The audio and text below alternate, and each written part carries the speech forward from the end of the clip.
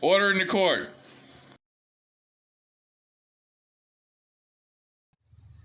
We're going to have a lot of verdicts coming up based on the stimulus package.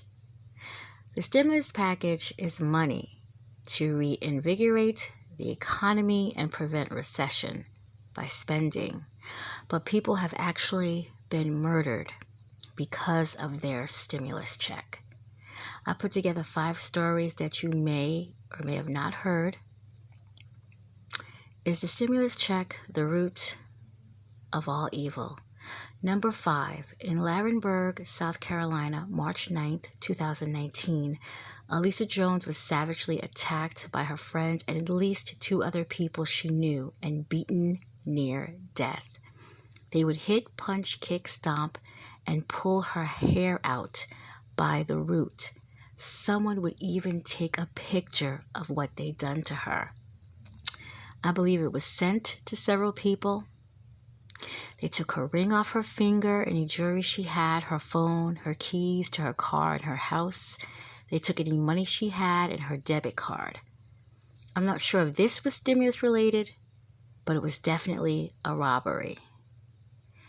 They would leave her unconscious and they could have killed her. And this woman is actually a mother of 3 young children. She still suffers pain from the attack and she has scarring. Her friend, or her ex-friend, Aisha Bryant, was arrested. Number 4, Spartanburg, South Carolina, March 3rd, 2021. 36-year-old Ray Michael Bradford Jr. struck his girlfriend Lisa Harris with a lamp, table leg, and his fists, slamming her to the ground and kicking her multiple times, stomping her neck. When she managed to get away, he caught up and repeated his vicious cycle. He began to drag her towards a pond to drown her in Cleveland Park Drive, and he told her he was going to end her life. She was able to flee again. She ran to neighbors. Police were called, and en route, he was surrounded with 2 bottles of gasoline.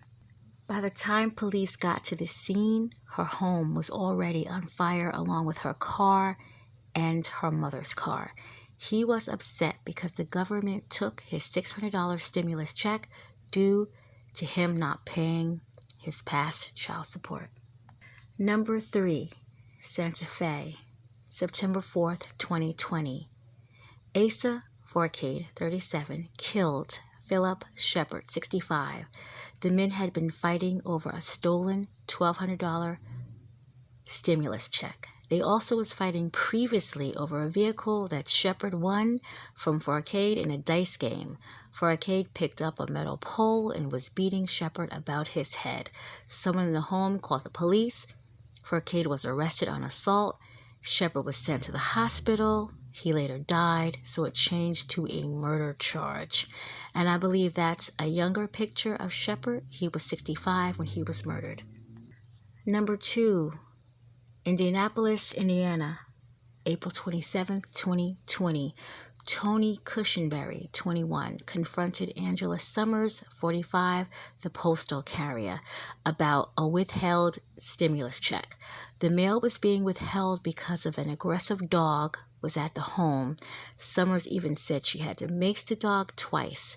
The family just had to sign a letter to keep the dog away from her while she was en route. They had not completed the form, so all their mail was withheld, including the stimulus check. Cushenberry and Summers got into a heated argument. She would spray him with the mace, and he shot her. Witnesses say she tried to talk about her children but could barely speak. She later died at the hospital. Tony was arrested for her death. The family put up a Free My Son Tony sign shortly after.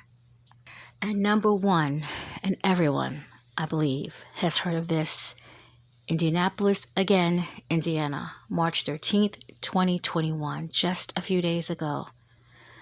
Malik Harris, 25, would get into a dispute with the mother of his 6-month-old baby. He wanted half of her stimulus and refund, and she refused, telling him he does nothing for their child. Her brother, 23-year-old Daquan Moore, would come to her defense. A little arguing, a little pushing ensued, and Malik would shoot Daquan. He would also shoot Anthony Johnson, 35, Tamika Brown, 44, and Eve Moore, 7. He just wanted some of the stimulus check, is what he said. He would shoot his child's mother in the back, but she did survive and she's in critical condition, last I checked. He then took her money, her purse, and car. He would drive over and leave his 6-month-old with his sister, and he would flee to someone's house. It was some duplex that he was hiding in the attic on East Ridge Drive. So this man does all this to get half of a stimulus check that he just basically carried. He did all this just to carry money for about an hour or two. And now he's never getting out of prison again. So, I mean, this is awful. All these stories were awful, especially the pictures of that woman that was beaten near death. It was just awful. So, is the stimulus check the root of all evil? No. People are just evil.